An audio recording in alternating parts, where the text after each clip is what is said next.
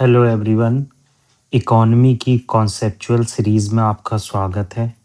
आज हम देखेंगे नीम कोटेड यूरिया क्या होती है और किस तरह से उसका फर्टिलाइजेशन में और यूरिया में कोटेशन से क्या बेनिफिट होता है। देखेंगे प्रायोरिटी सेक्टर लैंडिंग क्यों इम्पोर्टेंट है हमारी एग्रीकल्चर बेस्ड इकोनॉमी के लिए, और एमएसपी का क्या रोल है, किसान क्रेडिट कार्ड स्कीम क्या रोल निभाती है किसानों के क्रेडिट में और किसानों की क्रॉप प्रोडक्शन में। और एक स्कीम देखेंगे पीएम किसान योजना कब लॉन्च हुई, क्यों लॉन्च हुई, क्या रीज़न था। तो पहले देख लेते हैं नीम कोटेड यूरिया के बारे में। देखो, पहली इंपॉर्टेंट चीज़, नीम कोटेड यूरिया का मतलब है यूरिया के ऊपर ऐसे एक लेयर होती है नीम की। अब नीम की एक लेयर का क्या प्रॉस है, तो वो तो मैंने यहाँ 4 प्रॉस बताएँ। कौन सा आपको बता देता हूँ कि नीम कोटेड यूरिया के प्रॉस और कॉन्स होते हैं। तो सबसे इम्पोर्टेंट चीज़, प्रॉस में क्या-क्या आता है? Slow and control release of nitrogen. क्या होता है जब नीम का कोटेशन किया जाता है, तो ये इंश्योर करता है कि नाइट्रोजन का रिलीज़ और नाइट्रोजन का जो निकलना है यूरिया से वो स्लो हो जाए। इससे क्या होता है, ये जब स्लो निकलती है तो ये लीचिंग को प्रिवेंट करती है, डीनाइट्रिफिकेशन बहुत कम होता है और वोलाटाइलाइजेशन लॉसेस भी घट जाते हैं। तो ये नाइट्रोजन को लॉन्गर समय तक सॉइल में रखती है। जैसे आप एग्जांपल देखेंगे पैडी कल्टीवेशन। अब पैडी कल्टीवेशन में अगर फार्मर्स नीम कोटेड यूरिया यूज करते हैं तो क्रॉप जो है लॉन्गर टाइम तक सस्टेन करती है और फर्टिलाइजेशन का जो रिपीटेड यूज है वो डिक्लाइन हो जाता है। तो पहला पॉइंट यहाँ हमें समझ में आया कि नीम कोटेड यूरिया के प्रॉज में से slow and control release of nitrogen होता है। इससे बार बार नाइट्रोजन लगाना नहीं पड़ता है, वोलेटिलाइजेशन बचता है, डीनाइट्रिफिकेशन नहीं होता है और पैडी का कल्टीवेशन एग्जाम्पल के साथ समझा ज़्यादा होता है। दूसरा अगर बेनिफिट देखेंगे, better nitrogen absorption, healthier plants. अब क्या होता है, जो सॉइल होती है, अगर सॉइल में बहुत तेजी से यूरिया का मिश्रित हो रहा है तो क्या होगा, यूरिया बहुत तेजी से ड्रेन हो जाएगी। ड्रेन का मतलब बारिश होगी तो नालों में जाएगी और नालों में जाने से क्या होगा, हमारा जो वाटर प्यूरिफिकेशन है उसको इम्पैक्ट करेगी। तो बेटर नाइट्रोजन एब्जॉर्प्शन आपको देखने को मिलेगा। कैसे देखने को मिलेगा, क्या होता है, सॉइल में लॉन्गर टाइम तक नीम कोटेड यूरिया रहती है। इससे क्या होता है, सॉइल का न्यूट्रिएंट अपटेक बढ़ जाता है। भाई स्लोली, अगर स्लोली कोई चीज जाएगी तो अच्छा बेटर न्यूट्रिशन होगा, रूट डेवलपमेंट स्ट्रॉन्गर होगा और फोलिएज क्या होता है, मतलब बहुत तेजी से बहुत अच्छे जो है पत्ते देखने को मिलेंगे। जैसे वीट की क्रॉप में क्या होता है, नीम कोटेड यूरिया का यूज किया जाता है तो बेटर टिलरिंग होता है, मोर सूट। टिलरिंग का मतलब सूट्स ज्यादा होते हैं कंपेयर टू नॉर्मल यूरिया के यूज से। तो ये दूसरा बेनिफिट हमने देखा कि बेटर नाइट्रोजन एब्जॉर्प्शन होता है, इससे हेल्दियर प्लांट होता है अगर हम नीम कोटेड यूरिया यूज करते हैं।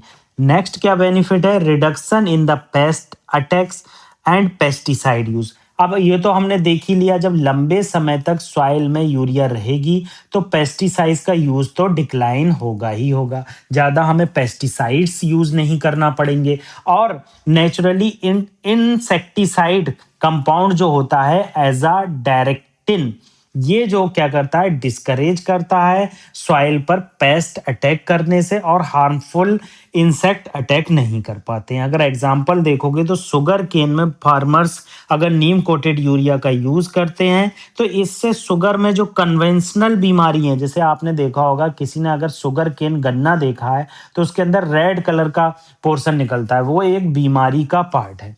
तो क्या यहाँ मिला, अगर नीम कोटेड यूरिया यूज करते हैं तो रिडक्शन होगा पेस्ट अटैक्स में और पेस्टिसाइड्स का यूज भी डिक्लाइन होगा।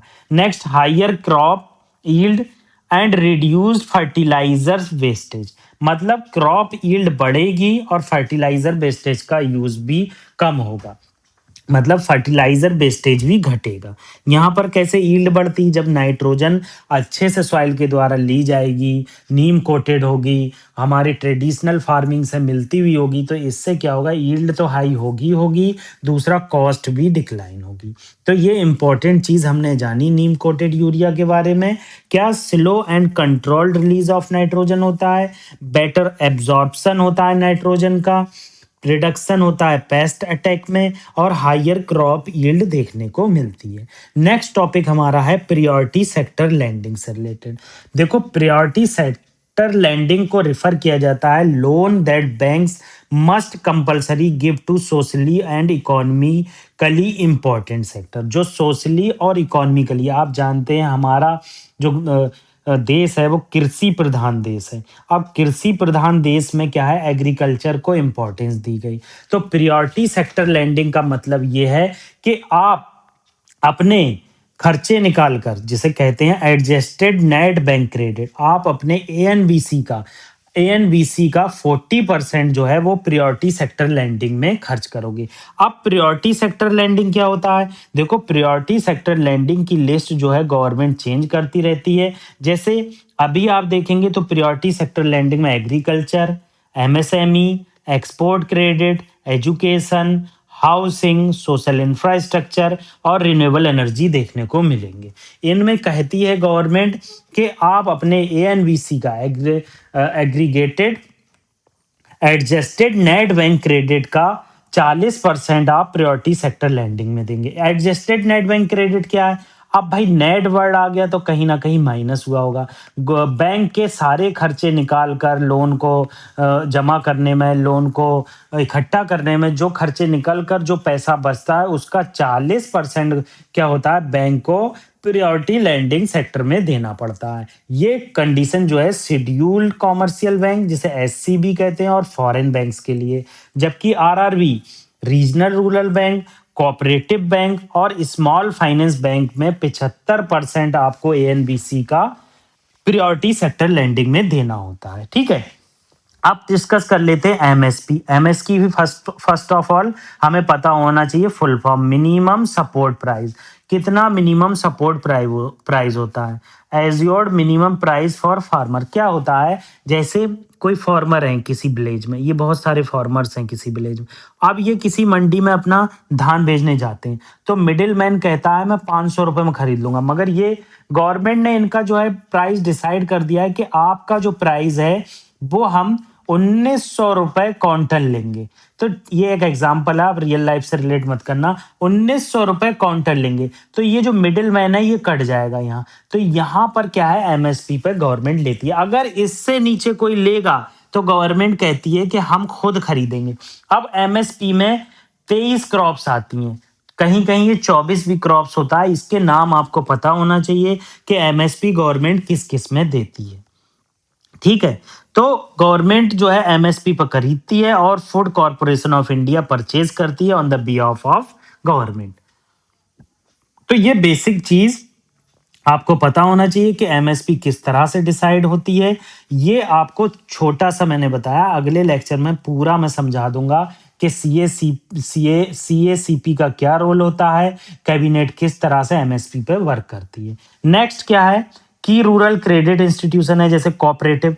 भाई कोऑपरेटिव का मतलब ही है कि किसानों को लोन देना इजी दरों पर। तो विलेज में जो कोऑपरेटिव होती हैं वो लो इंटरेस्ट पर एग्रीकल्चर लोन देती हैं फार्मर्स को। ठीक है, नबार्ड, नबार्ड क्या है, national bank for rural development. ये क्या करती है नबार्ड, नबार्ड एक इंस्टीट्यूशन का काम करती है जो छोटी बैंक होती हैं उसमें मैनेज करती है कि किस तरह से ये छोटी बैंकें वर्क करेंगी।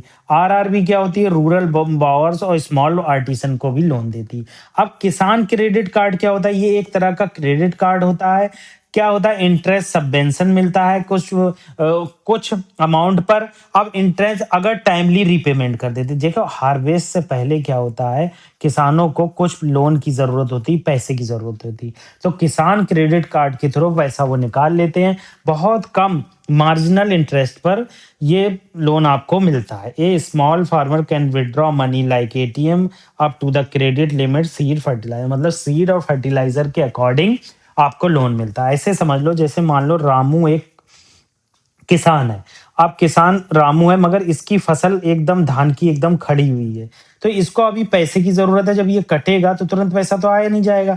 तो इसके बाद ये गेहूँ लगाएगा या कोई और फसल लगाएगा, तो ये किसान क्रेडिट कार्ड यूज़ करेगा, एटीएम पर जाएगा और एटीएम में जो लिमिट दी है उसका पैसा ये निकाल लेगा और उसके थ्रू गेहूँ वगैरह लगा देगा। जब गेहूँ वगैरह लगा देगा उसके बाद ये धान बिक जाएगा। अगर टाइमली रीपेमेंट कर देता है तो इसको जो है इंटरेस्ट सबवेंशन मिलेगा, मतलब कम इंटरेस्ट देना पड़ेगा। तो ये किसान क्रेडिट कार्ड के बारे में बेसिक डिटेल हमने जानी। पीएम किसान योजना क्या है? देखो, पीएम किसान योजना बहुत इंपॉर्टेंट योजना है। 2019 में गवर्नमेंट ऑफ इंडिया ने इसे लॉन्च किया था। मिनिस्ट्री जो इसे इम्प्लीमेंट कर रही है, मिनिस्ट्री ऑफ एग्रीकल्चर और फार्मर वेलफेयर है, जो इनकम सपोर्ट प्रोवाइड करता है। अब क्या है, जैसे 12 महीने होते हैं तो 4 तियां 12, 3 इंस्टॉलमेंट दिए जाते हैं हर 4 महीने पे, 2-2 हजार के। मतलब साल में 6,000 रुपए किसानों को दिए जाते हैं। डायरेक्ट बेनिफिट ट्रांसफर होता है, इसमें कोई भी मिडिल मैन नहीं होता है।